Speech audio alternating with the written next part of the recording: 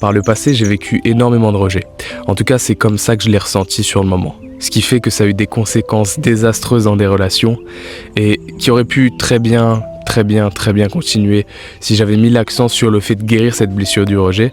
Mais c'est ok, parce qu'on apprend tout le temps et sans arrêt. Je demandais aux autres constamment de la validation et j'essayais de prouver de ma valeur, que ce soit au travail, que ce soit en couple. J'essayais de me démener, sauf qu'il y avait deux cas qui se présentaient. Soit on profitait de moi, soit on s'éloignait de moi. Pourquoi ? Parce que je donnais pas assez d'air à la personne en face de moi. Et je lui donnais la responsabilité de combler mon bonheur, combler ce vide en moi, sauf que c'est pas sa responsabilité.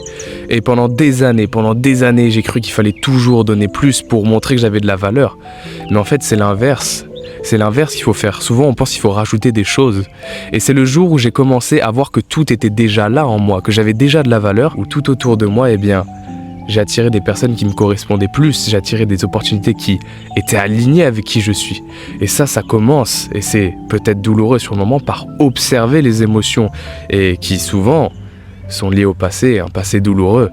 Mais regarder ça en face comme un parent le ferait avec son enfant, avec des mots encourageants. Et le jour où j'ai fait ça, c'est le jour où j'ai commencé à me donner de l'amour. Et je suis beaucoup plus épanoui et en paix aujourd'hui, pas dans un manque, parce que c'est ça la véritable abondance.